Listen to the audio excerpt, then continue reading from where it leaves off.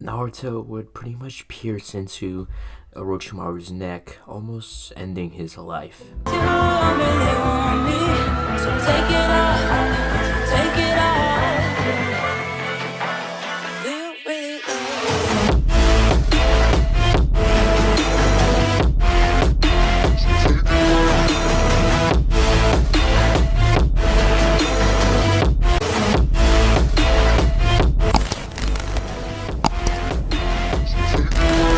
Alright, what's up everyone? This is What If Naruto Was Byakuya's Reincarnation, Part 3. Now, pretty much the last time we left off was the end of the Land of the Waves mission. Pretty much what happened is Naruto and the rest of Team 7 had liberated the Land of the Waves from Gato. So they had received all types of praise before they left, they went back to the Leaf Village. Once they got back to the Leaf Village, they pretty much rested for a few days, and Kakashi had told them about the upcoming Chunin exams, and they should train as much as they need, which leads to a few days they have. Naruto would request something, as Kakashi would nod his head. They would head over to the Ibiki's station, as once they would get there, Ibiki says, I got the invention ready. Anytime you go in, just be wary that the time is displaced. As Naruto would, nod his head as Team 7 would walk in. Naruto and the rest of Team 7 had walked into a hyperbolic time chamber. This time chamber is not the actual exact time chamber as like Dragon Ball's time chamber. It's it's quite mediocre. Like every it's like 1 hour that passes outside is like maybe 3 hours inside. It wasn't too bad. As here I'm gonna think about the math here for a few seconds. So if it's 1 hour outside, 3 hours inside, then you simply just do 24 hours. Do that times 3. 25 times 3 is about 75. So like that's 75 hours inside, which is about, I'd say, 3 days. Then think about that. That's 1 day. They have about a week left. So just 25 divided by times 7. They have like pretty. Not it's 25.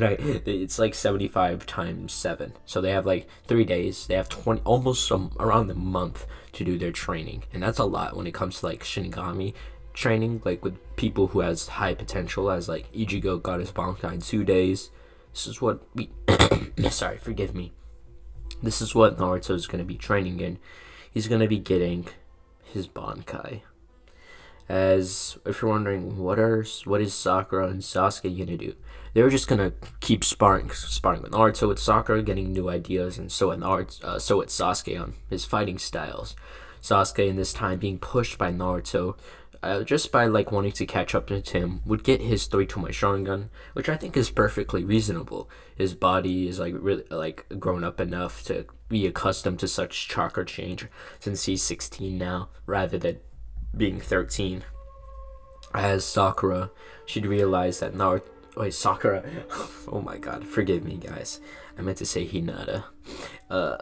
Yeah, so good thing I didn't mention much about Sakura. But Hinata, speaking actually of Sakura, in this time in Team A, she had just, like I said in part 2,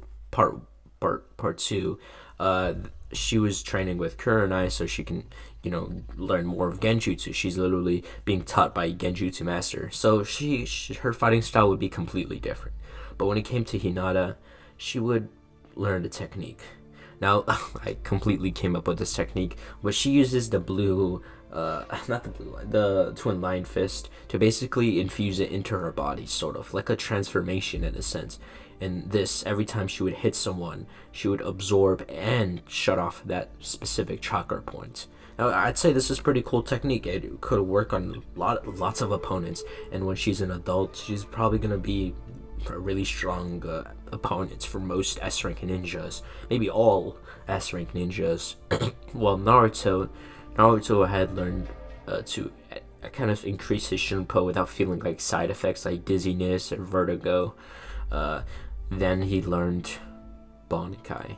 He didn't really learn it, he simply meditated, started to focus on his memories where he learned Bankai with Senbon Sakura. He truly did miss Senbon Sakura. He couldn't really summon Senbon Sakura now, since the Zanpakuto had fused with him in a sense. Sort of like Aizen. Then, Naruto would learn more Kido techniques as he would learn more about Byakuya of himself at that point, as he would take on calligraphy as well. Like he would usually Naruto had this interesting idea. This was like, if he was good at calligraphy, he would be good in battle. The perception he has in calligraphy does output in battle. Well, at least that's what he thought, which, if Byakuya did that, it had pretty good results, even though he did get whooped by Asnodet, but then proceeds to come back later and then beat him. So, pretty much after the whole, 1 month training arc, Team 7 would head, it's not really 1 month, it's 21 days in the Hyperbolic Time Chamber. Team 7, they did become taller, and they looked a little bit different, but it wasn't too long. Now, Team 7, they would head over to the academy. So when they were starting their Chunin exams, not their Chunin exams, the Chunin exams. So once they would get there, they would meet up with Kakashi, as he would give them a pep talk and all, and tell them to work together. As he would say the same quote: if you abandon a mission, you are scum, but if you abandon a friend, you are worse than scum. As Naruto would nod his head as the rest of Team 7 would go in. They'd walk in as they would start to see the other getting teams rallying up by the specific doorway. This doorway had been blocked by 2 guards. Naruto had told, Sasuke and Sakura to grab onto his shoulder, as he had then shunpo'd behind them. Once they got past the guards, Naruto and the rest of Team 7 would go up the stairs. Once they would make it up to the stairs, pretty much Naruto and the rest of Team 7 would see past the Genjutsu. As I keep saying Sakura, I just realized I said Sakura. If I ever say Sakura, just know I mean Hinata. I have a huge habit of that, since in most what ifs I have Sakura there, so I'm not really, accustomed to having Hinata there. So if I ever say Sakura, like I said, no, I mean Hinata. So Team 7 would make it into the testing room, as they would start to, I guess the other teams would try to intimidate them, since Naruto looked like a very wealthy fellow. He had the outfit of pretty much Byakuya from the not the 1,000-year blood work, the Fullbring arc. And everyone thought he had pretty elegant clothing, and maybe they thought they can intimidate him. They all thought he was just money and not really much else. But obviously, that was very false. Well, Team 7 would then, sit down, as they would then, wait for Ibiki to start explaining what the first part of the Chunin exams is about. So after he would explain, those 2 guards would start handing out all of the tests, as Naruto would then, start. Obviously, Naruto, or Byakuya's intelligence is pretty high. He knows most of Soul Society's history. Being able to know the culprit of the Zanpakuto rebelling arc was one of his fellow Kuchikis who went rogue. I actually can't remember his name, but it was the wielder of Muramasa, or the former wielder. As pretty much, if he knew that much information, he has to know more information from being reincarnated into Naruto. So he would pass the test with relative ease, even though most of the questions there were meant from S rank ninja. And when Ibiki saw the test and he pretty much answered everything, he knew the kid was special. So after everyone else just pretty much cheated, with Naruto just answering, pretty much that would have been the end of the first part, with Ibiki going through the same part saying, hey, if you get this question wrong, you are barred from ever taking the Chunin exams ever. And I said ever twice, but he's basically saying if you get this wrong, you're not allowed to take the Chunin exams ever again. But if you get it right, you will pass on to the second part. So most teams would start, forfeiting from fear of, not losing, but not being able to get past to the next part. As what would happen next is Anko would kick through the window. she came in as she had heard Ibiki saying it now, like pretty much making an introduction, but nobody was there. So Anko would see, like, she kind of just made an embarrassment out of Ibiki as she finished up her Dango and pretty much kicked through the window. Ibiki would say, there's something called doors, right? It's a recent discovery by Hashirama. It's something you put in buildings. You twist the doorknob and you open. That's how you get there. You know what that is? You don't have to break the window. This costs money, okay? You know how much paperwork goes into this when you break a window? A lot. Fuck you, Anko. Just obviously, Anko would just do her usual laugh it off, as she would tell everyone to meet her in Training Ground 44.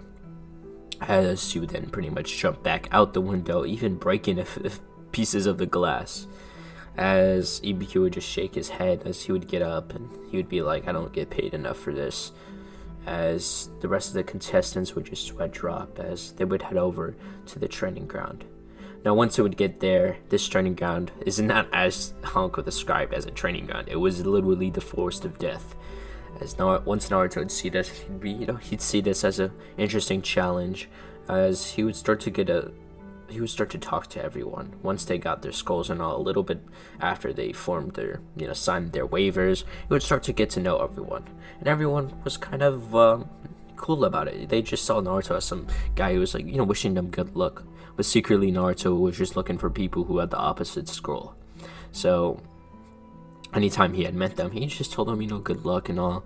So, it was all good sportsmanship, or at least that's what he said. But once Anko would then tell everyone to go, Anko would smile. She knew what Naruto was doing, and everyone had completely fell for it. And once she would say start, Naruto would then say stop. As Sasuke and Hinata would be like, what do you mean? He would then say scatter, Senbon Sakura. Now, if you don't know, Byakuya in the movie, in the Fade to Black, had used Senbon Sakura as a way to transport himself somewhere else, which she'll be doing that here. He had used this same ability to get near the middle of the forest when they had encountered the grass ninja lady. Naruto would then be like, he would sense more killing intent. He'd be like, this chick's not regular, okay? Obviously, that's I think that's like what every person says. But pretty much, Naruto would then tell Sasuke and Hinata to get ready, as Hinata would activate her Byakugan, as Sasuke would then activate his 3-to-1 Sharingan, while Naruto would unsheath his sword. They would then appear in front of Orochimaru, as Orochimaru would be like, wow, the target's coming towards me. What's interesting? Convenience. As Naruto would have his sword unsheathed, he would then say, I'm gonna kill you, Orochimaru. As obviously, as you know, in part 1, Naruto had killed Mizuki, and he had promised himself he would end the Orochimaru.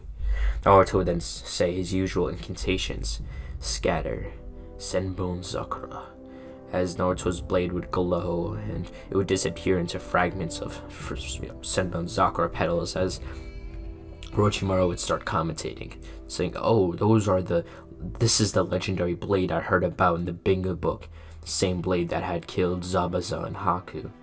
What an interesting, factor. Obviously, Naruto would then say, of course, now it's going to be the very same blade that killed you. I hope to just, give justice to those people you have experimented on, Orochimaru, and the coup you started for the Uchiha clan. Hopefully they'll feel better now knowing I cut your throat. As Naruto would then appear in front of, Orochimaru, or just not appear, but like really nearby, just further away, facing him, as he would start chasing him with his Senbon Sakura petals, as Orochimaru really had no counter. Every time he had tried small jutsus like water style water wall or fire style fireball jutsu, it never worked. Every time he would there was also some difficulty with Naruto. Every time he would hit Orochimaru with the Senbon Sakura petals, he would just turn into snakes, and it was kind of annoying. Naruto had to remember the technique that erased your soul. Not erased, but pretty much made it so you couldn't regenerate from it. He would then appear in front of Orochimaru as he would then make some silent incantations. He would then say, Hado number 91, Senju Koten Taiho, as 8 pink fireballs, or it's like fireballs, would form on each side of his body as they would be sent towards Orochimaru at light speeds. Light, at like the speed of light, forgive me. As Orochimaru would widen his eyes as there'd be a huge explosion.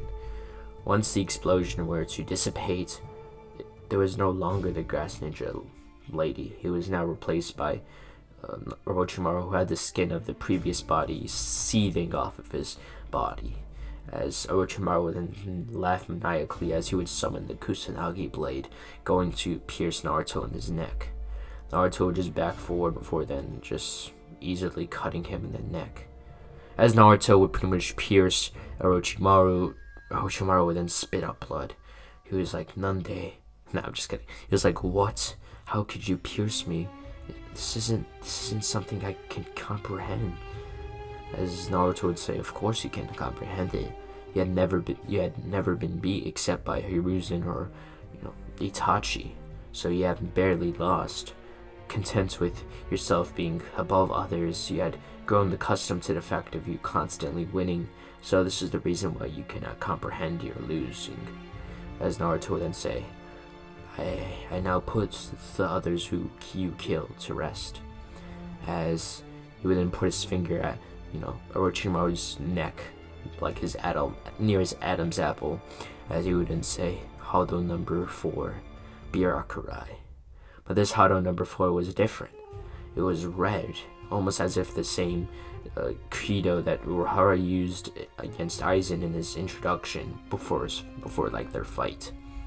As a huge red lightning bolt would pierce through Orochimaru's throat, he would then fall over as he would start bleeding out. As Naruto would reach in, taking the Heaven Scroll, as him and the rest of Team 7 would walk off. Now, they would head over to the tower without going into Team Dosu, as they would pass on to the next part of the Chunin exams. Now, we'll be going over the preliminaries. There isn't really much to go over. No, I'll still go over like Naruto versus Kiba, but the rest of the fighting placements would go exactly the same. But Sasuke would win easier, Hinata would win against Neji, and I'll actually go over that. That's something important I should go over. So we'll go over Naruto versus Kiba, then we'll go over Hinata versus Neji. So Naruto would flash up into the arena as Kiba would jump in.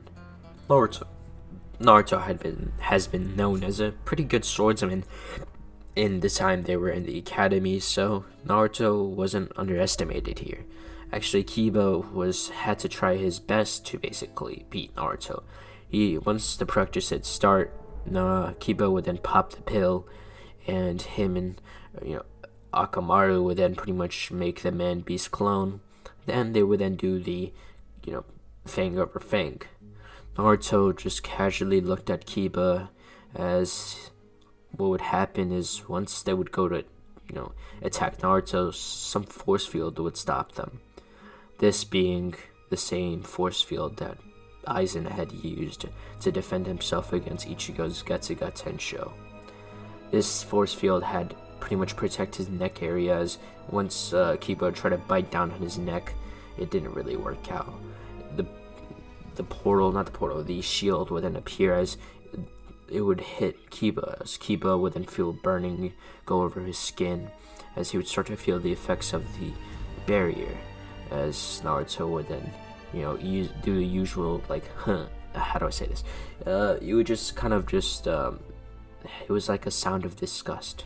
How someone so weak dared to try to reach him. Obviously, as we know, Naruto is very prideful, or at least now he is, due to Byakuya's personality. But as you know, when fighting Renji, he had compared Renji to a baboon, a monkey, trying to hit the reflection of the moon on the water. As he would use the same analogy, but it was instead of like a baboon, it was a dog. As Byakuya or Naruto would then say, "You'll never reach me with that weak attack of yours. Actually, you'll never reach me no matter what attack you use." As Naruto would then walk away, Kiba there, burned and very exhausted from the attack he had used. Now, we'll be going over Hinata versus Neji. Once that fight would start, their fighting styles were completely different. Hinata did not really occupying the same Juken stance while Neji would, but he would then incorporate some of the palm rotations. But every time Hinata would just grab it and absorb its chakra, Hinata would then pretty much appear behind Neji as she would then use her twin lion fist. She would then throw one towards Neji as Neji would try to dodge it, leaving him open for attack as she would then infuse chakra into her fist, and I guess enhancing the twin lion fist as she would then pretty much impale it, or how do I say this? She would literally just punch Neji in the stomach as she would then spit out blood as the chakra networks in his stomach would just shut off as he would be sent flying into the wall, pretty much terribly injured. Hinata would then stand over his bruised and injured body as victorious. As Hinata would then be declared the winner, the rest of the preliminary rounds would go exactly the same, as Hiruzen would then mention, the other placements for the finale, explaining that there was too many people who had passed, so they needed to do a finale. And pretty much he would just summarize that they have 1 month to train. As after Hiruzen would announce this, Naruto, Hinata, and Sasuke would go train for the 1 month of preparation. As this will all be leaving part 3 of What If Naruto was Byakuya's reincarnation. But without further ado, guys, have a good day.